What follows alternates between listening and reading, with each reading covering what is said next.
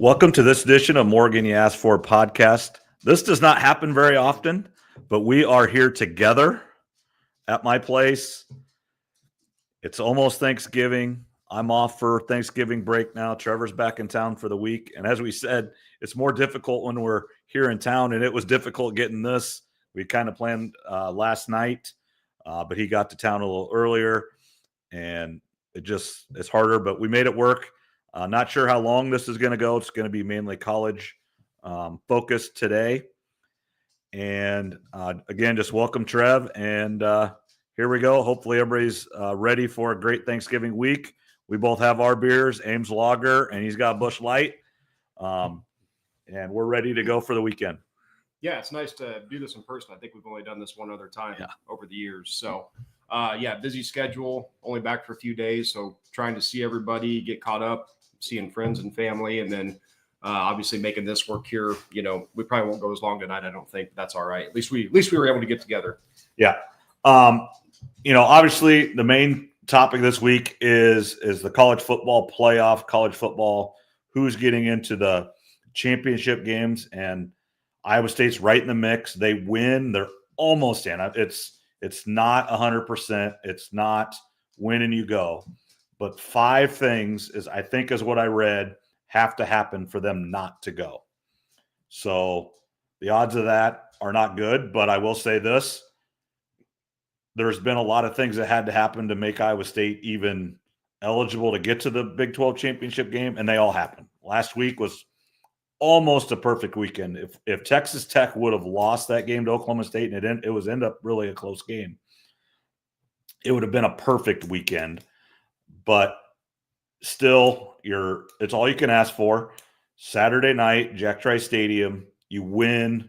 It's like 95% chance you're going to the Big 12 championship game. It's one of the biggest games. I hear people say it's the biggest game ever in Cyclone history. I'm not going to say that. It's probably first or second ever in Jack Trice Stadium. I would say the biggest game in Cyclone history was the Big 12 championship game against Oklahoma in 2020. That would have got you a Big 12 championship, something that essentially has never happened in Cyclone history. So we're on pace to do that again. You win 2 games here, you're in the playoff, and we go from there. Yeah, it's things are lining up for Iowa State. Last week was crazy. I didn't get to watch all the games, but 6 or 7 top 25 teams lost. Mm-hmm. So that opens the door for Iowa State. Colorado losing. I saw in your power rankings, I just didn't have time to get mine out today, but I would agree with yours having Kansas won. They're good. Their record doesn't look good, but the last 3 weeks, I don't think there's anybody in the Big 12 playing better. Obviously, they keep knocking off everybody that's like in the first or second spot there. So I liked your power rankings, the brief look that I took at them. But for Iowa State, I've got the schedule pulled up because, again, I'm so far behind this week on stuff with traveling and things like that. But 6:30 Jack Trice, and I assume you're going to be there? Yep, I'll be there, bundled up, coveralls, hand warmers. It's going to be cold. I'm actually going to go up tomorrow to Ames and get the camper. It's there right now, but it's just going to be too cold. It's going to be even sitting in the camper. Yeah, we could turn the heater on. It's still just not going to be enjoyable before or after the game. So I'm going to go up tomorrow, get it, and put it away for the year. I have to have it out Sunday anyway. We're going to go up tomorrow and get it out of there, and then we have our spots. So we'll be able to park there and have a beer or two and then head in. But it's not going to be weather to go hang out for a couple hours and grill or cook or anything. You would just sit in your camper anyway. So we're probably just going to go up later, get to the game, and then obviously if Iowa State wins and is going to a Big 12 championship, might hang out a little bit longer, but it's going to be a late night, and we're just going to drive home after, sleep in a nice warm bed. You might have to have that camper ready to go to the Big 12 championship or to go to one of the playoff games if they make it. Well, it's the camper's not going anywhere after this week, but I will be going if they do make it to the Big 12 championship game and to the playoff game. I'm not going to say 100% on the playoff game because a lot of it does matter when they play and where they play, but a 90% chance I would go. Yeah, it's just one of those. I don't blame you. That's a pretty special opportunity if they do make it. So yeah, I know with school and all that kind of stuff, it depends on the schedule. But yeah, if you can get to that game, if they make it, that would be pretty awesome. So yeah, things are lining up for Iowa State. What do you think of some of the performances last week? Like I said, I only got to watch a little bit of college, so I'm behind this week. Well, with Iowa State, they played about, and Jeff Woody was really good, former Iowa State running back. He was on before and after the game and everything, and he was really good. And he has a podcast on Tuesdays, and he goes, just for round numbers, he goes, let's say there's 200 plays in the game. Iowa State won 190 of them, but the 10 plays they lost were really bad losses. Like it wasn't a 50-50. It was a 95.5% Utah won. Block punt for a touchdown, a pick six, a dropped punt. That's 17 direct points because the defense on the muff punt, they didn't go anywhere. They kicked a field goal. So the defense didn't give up anything. And obviously the 2 touchdowns that the defense didn't have any part of. So there's 17 points. And so they gave up the 90-yard touchdown, which is not good, but realistically, to not give up any touchdowns is not reasonable. Iowa State's defense hasn't been great. The one drive they had to get a new quarterback in, and they were not prepared for that and running that zone read with a different quarterback because I think his name's Isaac Wilson. Zach Wilson's little brother is not the running quarterback. But the guy they brought in after he got hurt is much more of a runner. But here, good teams find a way to win. They didn't do it against Texas Tech. They did do it against Iowa. They did do it against Cincinnati. Cincinnati or Central Florida. And then they did do it against Utah. So most of the times they did it. And it's you're down to one game now. Yeah, for Iowa State, it's not really about style points at this point in the season. Mm-hmm. You just got to win, obviously get to the Big 12 championship and then win that. But yeah, Utah's a tough place to play. That was one that I had circled. I thought they were going to end up losing. You asked me last week if they could win.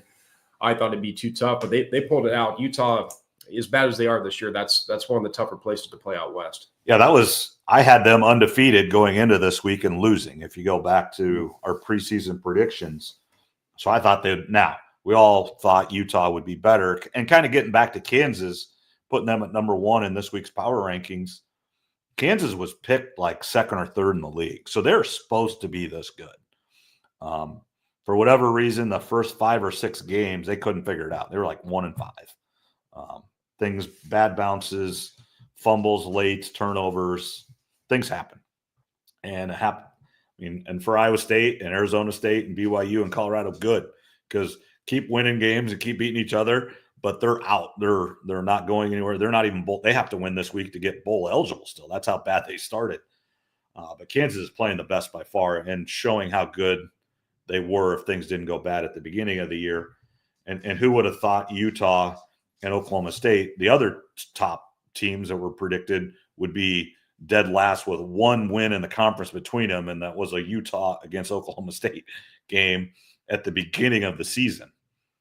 Yeah, the Big 12 is all backwards from what we all thought it was going to be. I thought Oklahoma State and Utah would be good because they both always are under their current coaches, and I thought Iowa State would be decent. They're doing better than I expected at this point. Colorado's another nice surprise, but I think I did see something before I got here. If Kansas didn't play the final 2 minutes of all their losses, they'd be undefeated or something like that. Maybe 1 loss or 1. Yeah. Yeah. They would be really good there. Yes, that is 100% correct. They would be right there for everything.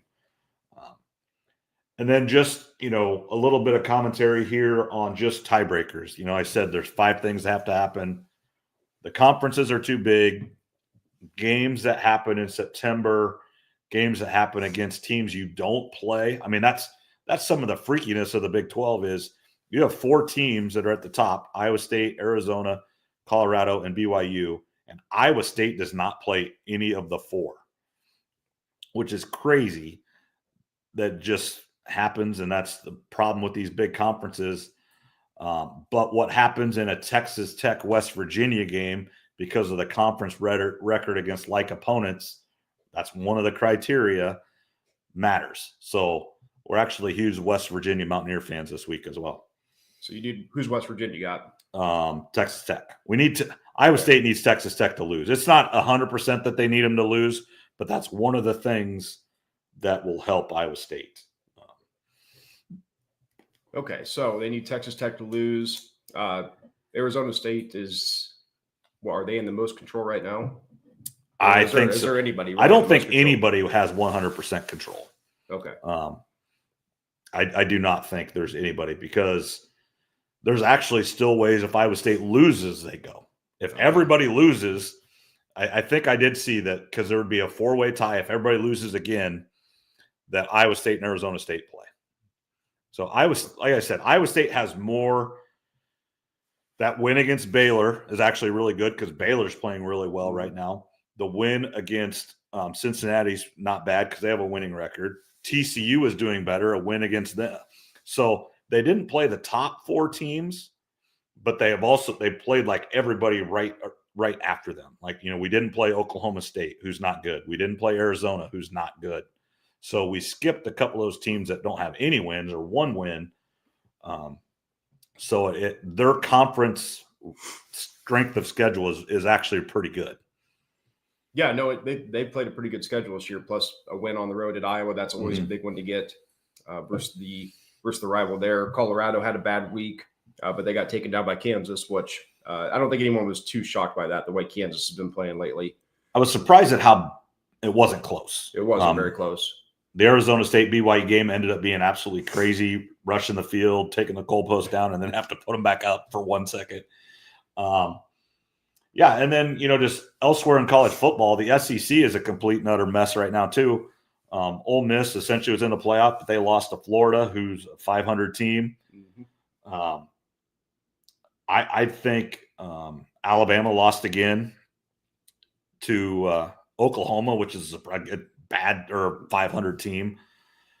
So that's the issue, is you're going to have, and like playoff predictors, it's going to come out later tonight, that has SMU in the playoff along with Miami. That's the prediction. I'd like to almost see SMU run the table and win that ACC. I know Clemson's going to have a say in that. Clemson doesn't have a say in it because they're done playing ACC games, but it could be. I don't even know who's going to go to the ACC championship game. If it's Clemson, Miami, and SMU tie, I don't know who goes there.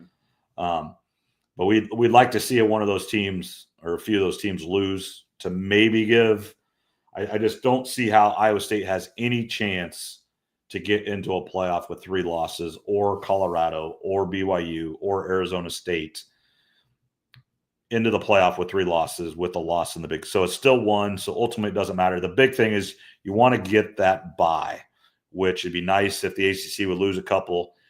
It'd be nice to see Boise State lose, but who steps in above them? I'm going to ask you a question here, Trev. Let's use Iowa State as an example. Plays Kansas State, who is, I do not believe, ranked as of now. They could be ranked when we come in here this Saturday. But if they're not ranked, they're going to be 26, 27, 20. They're right on the cusp of the top 25.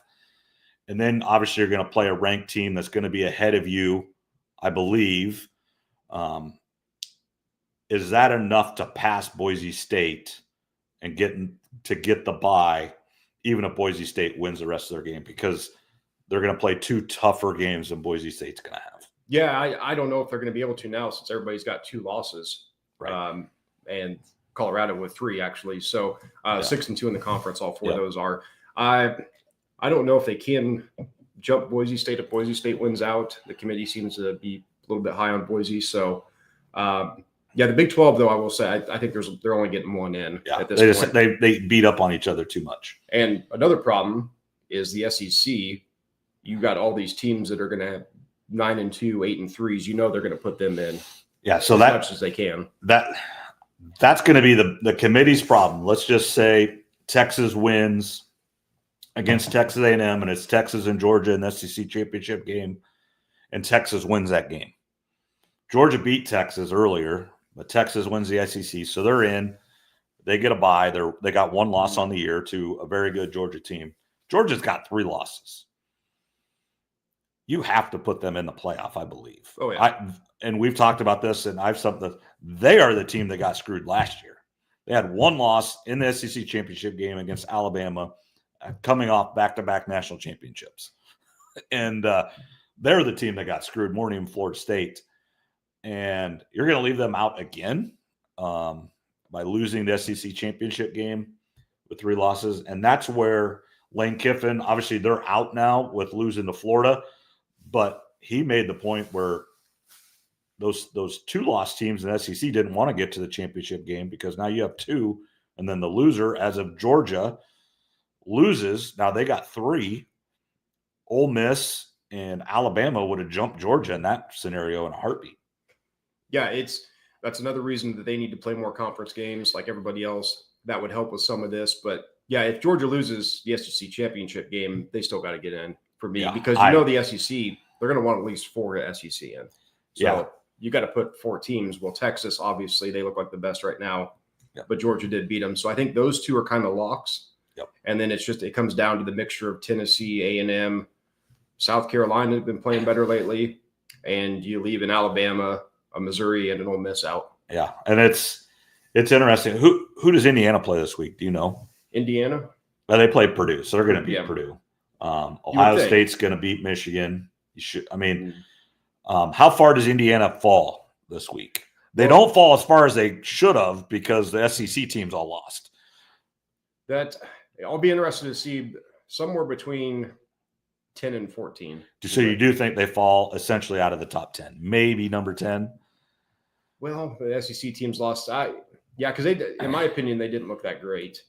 They had some bad plays that really cost them in that game with special teams and some other stuff going on. They looked overmatched. I wondered how it was going to be because they got a score early, and then Ohio State tied it up, and you kind of wondered if Ohio State was going to run away with it, which they kind of did in a way. It got a little crazy there at the end, but Indiana didn't look super impressive to me. But since all the other teams lost, I mean, they got to drop some, I would think. I just don't know how 4 Big Ten teams can be, in the top 5 again. No, they won't be that. But I almost think they're going to be 8 or 9. I do think they're still in. I really wish Minnesota would have pulled that out against Penn State. We both don't like Penn State, and it's not necessarily we don't like Penn State. We don't like James Franklin. Yeah. Penn State has their own issues, and James Franklin does not help that cause at all. But yeah, I think essentially with what's happened, 4 Big Ten teams are almost a lock. I just think they're going to put 4 SEC teams in. I don't know who it is. I don't know who the locks. I mean, the locks are really it's just championship. Yeah, it's really just Texas because they're the only one with 1 loss. Everybody else has got more than 1 loss. Now, it was a boat race job by Georgia. I mean, Georgia it wasn't good at all. But I think Texas can lose to A&M, and I think they still get in. So really only 1 lock, but the places are locked. Mm-hmm. So then you got Boise State, you got the Big 12 champ, and then Notre Dame, as long as they don't lose. See, that's another team. If Notre Dame would lose to USC, they're out, I think. I don't know if you would jump all those 3-loss SEC teams in, I believe, over Notre Dame. But this is a TV product, and Notre Dame's, you could argue, is the biggest name in all of college football. We've talked about it plenty of weeks on here. They're going to want to get Notre Dame in if they can. But if Notre Dame does lose again, I'd probably be okay with them not making it. It'd be 2 losses to 2 unranked teams. Right. So I'd be okay with Notre Dame not getting in. So, yeah, I think right now we're looking at 4 Big Ten, 4 SEC, Big 12, Boise, ACC. So that gets us to our 11, right? Right. And then will the SEC get another team in? Will Notre Dame get in? Or another ACC? Because ACC has, if Miami would win out and SMU essentially went out and maybe not get to the conference title game, they both have 1 loss. So those 2 would probably get in. Yeah, that's kind of my thinking. So, the Big Ten should still get 4, SEC 4. That's right, and then Big 12 is only getting 1 in at this point, just because it was a wild weekend though. Every time I looked at my phone when I could, it was just there's another team losing. And we talked about this. That Texas Tech loss is just going to come back. If they would have hung on to that game, then they would control their own destiny. And then with 1 loss, with what's happened, there's going to be more of an argument. I don't think it still would happen with 2 losses, but there would be more of an argument to have that second Big 12 team in. But with what's happened, there's just no way it's happening. No, not right now. They're just getting one in this year, but we've talked about it too. I don't know how soon they can. I don't know if you've heard, but this thing's going to get bigger than 12. Yeah, I think it's just a matter of time. There's money to be made. But the number one thing that needs to happen, and it's the SEC's got to go to 9 games.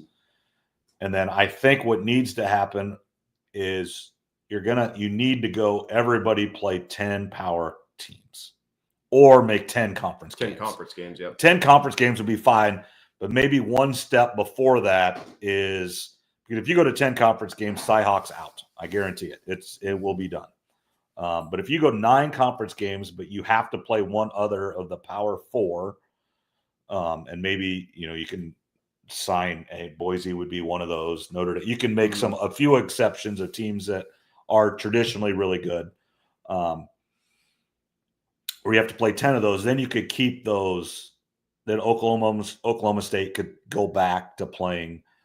Texas and Texas A&M could have been if they wouldn't. Now they're in the same conference, but those rivalry games, West Virginia Pitt, West Virginia Penn State, like they played this year, those type of games could still happen if you go 9, but you have to play 10. And that's what the SEC does do that. They play 8, but one of the non-conference games does have to be a Power 5 game.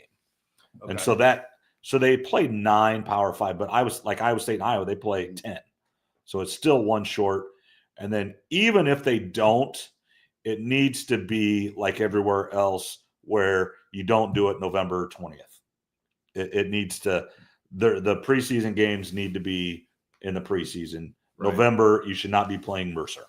No, because that's essentially it's a bye. It's another bye. It's a bye week. That's true. I don't really like that either. So yeah, getting them to go to 9 is the first step, and I think they probably know that. And depending what happens this weekend too, it could cause a bunch of headaches. So I think the SEC can look at that and realize we've got a problem here year one. Right. One way to, eliminate that or less of a chance of it is to get to 9 conference games. Yeah. If you go to 9 and then you take away that have to Power 4 or 5, conference, then you're getting closer. Ohio State, a lot of times they didn't play. Was it last year? They played the worst schedule. No, it was Michigan that played like the worst non-conference schedule you could ever have. Now, it didn't matter when you win the Big Ten and then you go win your playoff games. You proved you were the best. But, Iowa and Iowa State play that 10th game, but you don't have to. And some teams don't. But we'll go from there. Yeah, no, that's one way that they're going to have to kind of eliminate that problem is get to 9. And then, of course, it'll expand. Now, what number do you think it'll expand to? Like the final version or the version that they go with for a long time, maybe? 24. Okay. I can see that.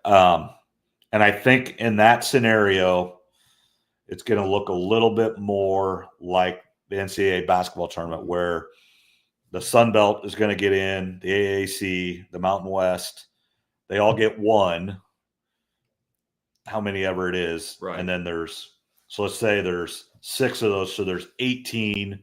Well, let's just say there's 10 conferences, those 10. So there's 14 at large. So you can get 4 more SEC, 4 more Big Ten, 2 ACC, and 2 Big 12 extra. Just like they do in the NCAA tournament where, those small conferences all get in, but the Big Ten and the SEC and the Big 12 get 9, 10 teams in. Now, if you go to 24, I'm trying to picture it in my mind, but would you have teams with buys or would everybody just I think you have to. Right. Because I think there is something to it. I mean, even in the NFL, they've only went to 1 bye. Even if it is only the 1 and 2 seed get a bye, that is an advantage if you can get there. I do think you need to have advantage. And then the other thing I think they're gonna see, and we're gonna learn this, and we talked about this, and Jamie Pollard, talked about this, but some of these teams and everything is when they go play in that semifinal or the quarterfinal, not the semifinal, they go to the game. It's in the Fiesta Bowl, but it's not a bowl game. It's the teams are going to go play the game and go home because some of you played a week before, and so you don't have time to be there all week. You don't. And then if you win, you got to get out of there because you got to go play again. So the Fiesta Bowl is not going to be the Fiesta Bowls. They're not going to have the parties. They're not going to have, the get-togethers.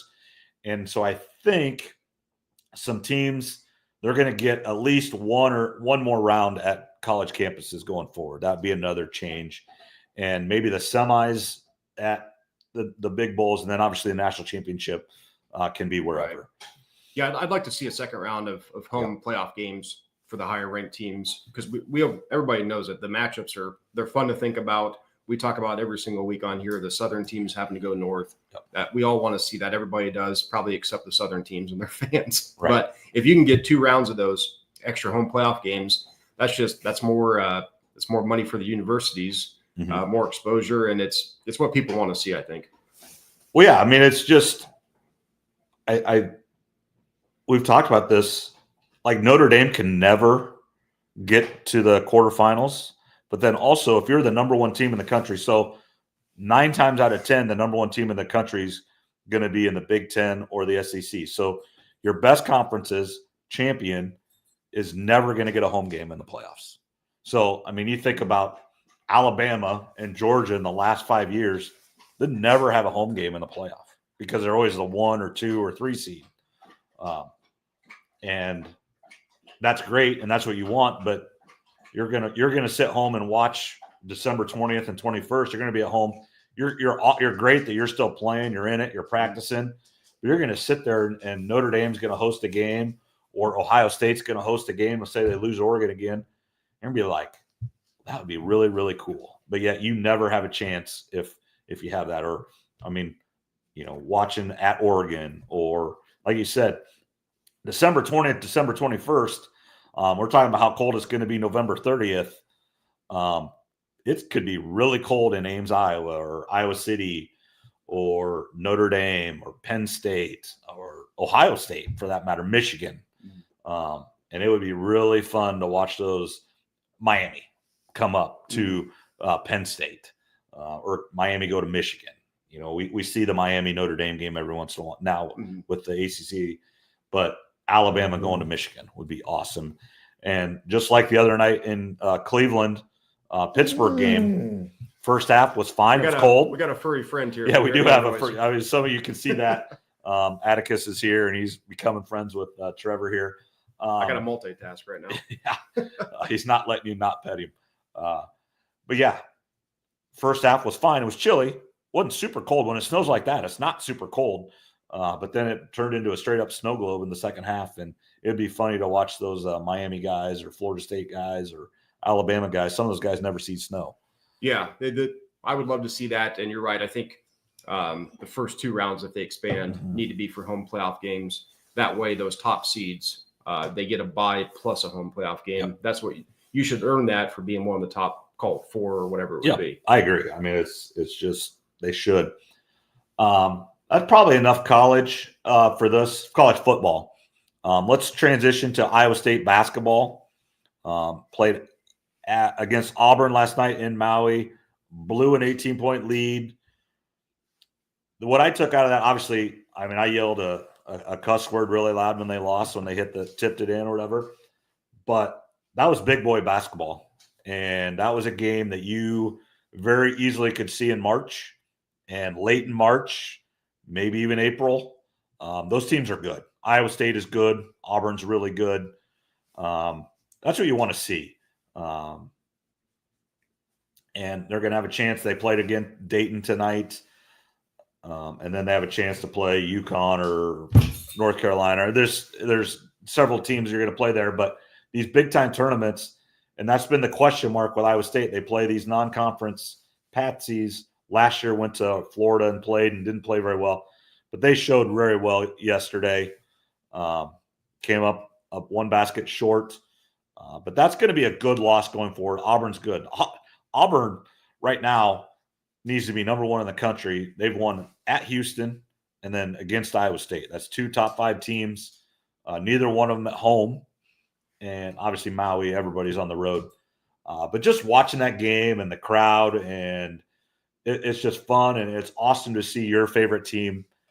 Iowa State has put themselves in these big tournaments now. They played in the Battle for Atlantis. They played in the Phil Knight Invitational. They're playing in Maui. Next year, they're going to Vegas in that NIL tournament. Iowa State, now don't kid yourself, it helps them being a Nike school. These are kind of, if you look at who's there, it's Nike affiliated stuff, especially the Phil Knight one. But a lot of Nike schools in these events. But you've turned your team, they're not a blue blood yet, but they are approaching that way in the last 10 years. And they're getting rewarded by being in these big time tournaments. Yeah, that was a good game last night. Didn't end the way you wanted. I was flipping back and forth between that and the Monday Night Football game. But Iowa State, they've really the program's really changed the last few years. And then Auburn, they've been one of the best teams since now I'm having a brain fart on the coach. Bruce Pearl. They've been to the Final Four. He's been there 11 years now. I'll tell you what. It doesn't seem like it. I'm seeing that, a lot of things are 20 years ago, 2004, 2005. Doesn't seem that long ago, but we're getting old, and we've talked about that many times on the podcast here. We're getting old. But, yeah, and it's college basketball in general. And speaking of that, we've talked about this, I believe, last year, going forward, is this the best week of sports in the calendar? Because you've got college football rivalry week this week, and then teams determining who's going to the championship games. You've got these big basketball tournaments. Battle for Atlantis, I think, starts today or tomorrow. So basketball's getting in full swing instead of the directional school state playing everybody. Then obviously you have the NFL on now Thursday, Friday. They don't play this Saturday, right? I don't think so. I'll check. Sunday. They play Sunday, obviously, yeah. Right. So they got a whole bunch of NFL games. And then in our state, Iowa State plays South Carolina on Thursday, on Thanksgiving in a tournament. So Iowa State, that's I saw a thing somebody put out, Iowa State schedule. Last night was Iowa State versus whoever, and tonight was Iowa State whoever, and tomorrow night they'll play again. No matter win or lose, they play again. And then Thursday they play South Carolina. Friday, I think you have to watch the Colorado game. I think was the schedule because that matters. And then obviously Saturday and I think Iowa State volleyball plays a big match against Kansas on Friday and has a couple too. But lots of stuff to watch on TV, and the weather here in Iowa is not great. I mean, so it's not like you're hanging outside. It's been really nice. Even Sunday was beautiful out. It was 50 degrees and nice, but the weather has definitely turned to winter. So it's not hang out and sit outside by the campfire time anymore. No, this is definitely one of the best weeks. Obviously, Thursday with NFL, we've got the 3 games like we always do. Bears at Lions. I think that one will be okay. At least you'll get to watch Caleb Williams versus one of the best teams in the league. The early afternoon game between the Giants and the Cowboys. The snoozer. Yeah, that's the one I think you take your nap. And then Dolphins at Packers should be pretty good. Both those teams, playoff seeding matters. The Dolphins aren't in right now. Right. But anyway, yeah, getting back to some college stuff, this is a really good week. I think another good week is going to be like December 20th to like the first week of January, all those weekends where we get the big playoff games for college and NFL and NFL and basketball starts heating up even more. So there's some good ones there. The calendars are filling out pretty well, which is, like you said, it's nice this time of year because it's cold out, and what else are you going to do? Yeah, sit around and watch, and everybody's going to eat too much and things like that. Let's just touch the NFL just a tad here. Bears figure out another way to lose. They make a great comeback. Caleb Williams, again, is turning – they're not winning, but he is looking better again. And it is the roller coaster ride of being a rookie. Played pretty well at the beginning, had a struggle there for 3-4 games, and now he's back. They're not winning, which I can make an argument that's good that they're not winning because now there's no questions. Mm-hmm. Coach has got to go. But he is playing better, and he is giving his teams a chance. That's all he can do. He can't kick for them. He can't block for them. The specialty, he should have been fired on the spot when they blocked that second kick in a row. You can't have that 2 weeks in a row. Right, 2 kicks in a row, not even 2 weeks in a row, 2 kicks in a row. And it was the same guy. And then and I'm not a great kicking. I mean, if I sat and watched it, I could see it, but maybe the kicker is kicking it a little low. But he made the 47-yarder to tie it. So he's a good kicker when he doesn't get blocked. But the Bears look better. Lions are just throttling everybody. Cowboys are bad, but Jerry, did you see this today? Jerry Jones says that McCarthy might be back. I heard that when I was driving over here, actually. So I don't think McCarthy's going to be back. I think he's just saying that. Jerry's actually been pretty nice to his coaches over the years. Right. Even though him and Jimmy Johnson butted heads. He doesn't really like to – I don't think he likes to embarrass them. Right. Which, actually, that's probably a good trait for an owner. But, right. Yeah, I would think McCarthy can't come back after this year. It's been a mess. But, yeah, looking at Caleb Williams did play better. That's probably the most important thing this year is he looks like a franchise quarterback. And then this loss, like you said, it just kind of secures that Eberflus is going to be gone. Yep. So they're going to get a new coach. You hope the next coach is the right one. But more importantly than anything is you just want to see is Caleb starting to show signs of the number one pick, which he is now. Yeah, he's playing much better. He get again standing. Here's a question for you. You watch a lot more NFL and all these new quarterbacks, and I think it's just the way it's 7-on-7. It's the way college offenses are. They are so much better outside the pocket. If you just ask them to be Tom Brady, Eli Manning, or Peyton Manning, where you stand in the pocket and just pick people apart, they can't do it. Caleb Williams can't do it. Baker Mayfield can't do it. Kyler Murray can't do it. I mean, just going number one picks down this coming year. Shedeur Sanders, he can't do it. It's just the way the game is played now. But you get them outside the pocket, and they have cannons for arms. They can make throws that Eli Manning, Peyton Manning, and Tom Brady can't make because they didn't have those physical tools. Yeah, those guys couldn't move around like a lot of the young quarterbacks that we're seeing now in the NFL and in college. They're more runners. They're more athletic. Guys like Josh Allen even. Yeah. He can scramble. Eli and Peyton were pretty much statues. So they weren't going to do that. But no, Caleb is looking better. You mentioned the Lions are rolling. But another team, though, in the NFC are those Eagles. And Saquon had over 300 yards total offense, a couple touchdowns. 250 yards rushing. So he's got to be – it's between him, Allen, and I think Lamar right now for MVP would be probably my top three. Jared Goff's – people keep mentioning him. He's having a nice season, but he's not doing what those guys are doing. Right. And I like Jared Goff a lot. So there looks like two legit teams in the NFC right now. The Packers are starting to get on track. They got a little bit of help by Brock Purdy and some others being out in that one. Again, if Jordan Love can stop turning the ball over, then they will be a real threat in the playoffs. And then, the Vikings at 9-2. I just don't trust Sam Darnold to win multiple playoff games. So I like that roster a lot. And then one of the other big stories today is where is Daniel Jones going to sign? And I just heard that he's got it down to 4 teams: the Ravens, the Vikings, the Dolphins, and the 49ers. And 3 of those teams have quarterback injuries. Right. The Ravens don't. Yeah. So obviously, but the Ravens, I think they understand. I mean, the way Lamar plays, he's one hit away from being done. Mm-hmm. So they need someone, and Daniel Jones can run a little bit, so they probably wouldn't have to change the offense a lot. So I understand that. And then obviously all the others. Speaking of 49ers and Brock Purdy being hurt, how much did Brock Purdy make more money by him not playing and seeing how bad they are? I mean, I think it's actually going to help him get paid because they see how anemic the offense is without him. Right. They haven't been great with him, but they were awful without him. Yeah, no, that's a big thing. And for the 49ers, I mean, if they want, they can still franchise him. Mm-hmm. They don't necessarily have to pay him this offseason, even though everybody says you have to. Will they? I mean, it seems like these teams do. So my guess would be they're probably going to pay him. But we're starting to see some of the flip side of that, though. These teams that paid quarterbacks when they really shouldn't have, really didn't need to. Daniel Jones already got cut. Right. How about that? $39 million to not play. And Trevor Lawrence doesn't look good. Yeah. And, so you wonder if teams now are going to start to pull back on paying guys as quickly.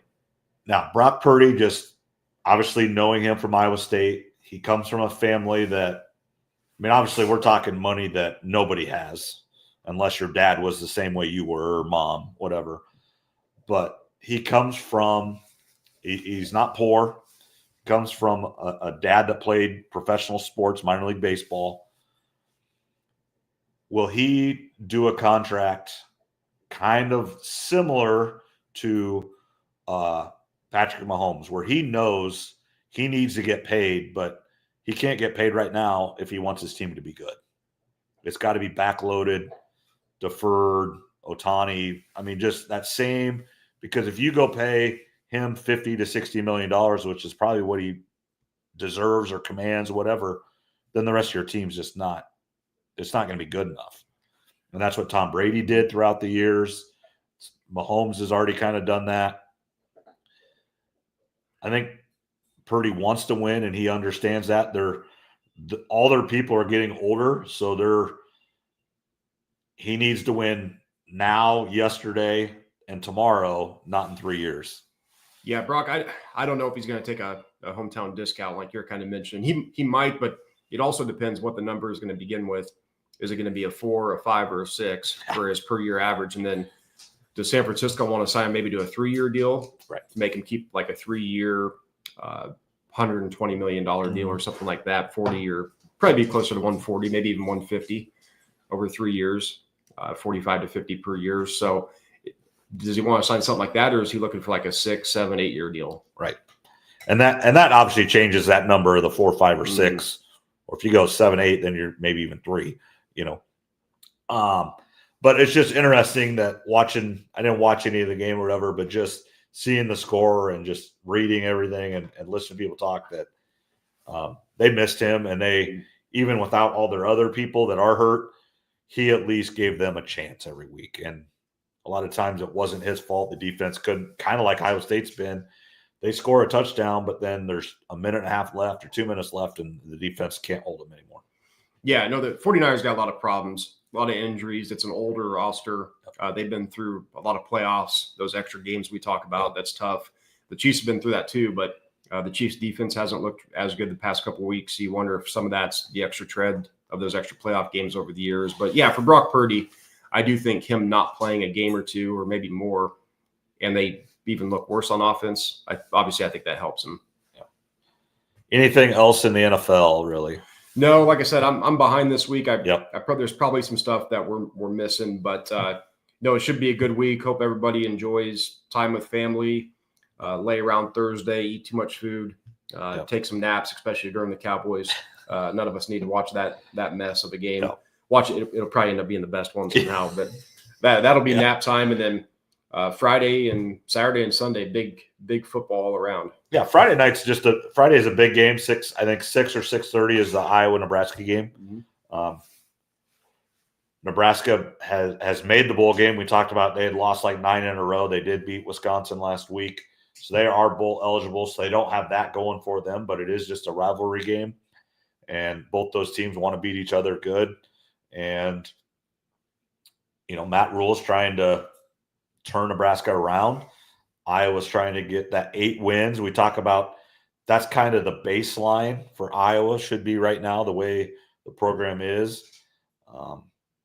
Still some disarray in the quarterback room, I believe, at Iowa. I read today, I think Chad Lysakow wrote that Stratton's 1, Sullivan and McNamara are practicing, in quotation marks. And who knows, he expects McNamara to suit up and go through senior day, but him and others are 99.9% sure he'll never take another snap for Iowa. Probably not, but yeah, hopefully he can wear his jersey and everything, run out there, do all that stuff for senior day. But yeah, it's a big one for Iowa. That, like I said, this season's been weird, one of the weirder ones I can remember. But to beat Nebraska on the final week that'd be nice. And if you get to 8-4, you're still going to play a pretty decent bowl game. So it's not as exciting, but whenever that bowl game is, the 31st, 1st, 2nd, whatever day it would be now, I'm still going to be excited to watch. Yeah, everybody's going to turn in and watch. The difference is, and this is going to be interesting, and I think this is a conversation we have coming up, is the Citrus Bowl or the Gator Bowl or the Outback Bowl. And I know the names have changed. I understand. I don't think the Outback Bowl exists anymore. There's still the game, but it's just not called the Outback Bowl. Should be called the Iowa Hawkeye Bowl. It should be. But those games still are existing. do the fans go like they used to? Iowa and Iowa State are historically teams that take 10 to 20, 30,000 people to these games. It will be interesting to see how many people go to these now. I've went to several Iowa State bowl games. Already said going to the Big 12 championship if they go. 99% chance I'll go to a playoff game. Obviously, a little bit schedule, a little bit where it's at does matter. But 99. But if they don't win the Big 12 championship and they go to a bowl game, 99% chance I'm not going. They go to Memphis again for some reason, I'm out. Yeah. Last year really soured me on. Now all the stuff's fun going, but the game, you got players not playing in it, the coaches and teams in general, and you can't blame them. Their job between, starting I think December 4th or December 2nd, something, is to keep your team intact or go sign other people. That's your job. It's not worrying about the bowl game. Now, if you're in the playoff contention, you got to have other people doing that because your coaches are trying to win. Because, upsets and stuff do not happen in football as much as basketball. But, hey, anything can happen. Vanderbilt was a 23-point underdog to Alabama.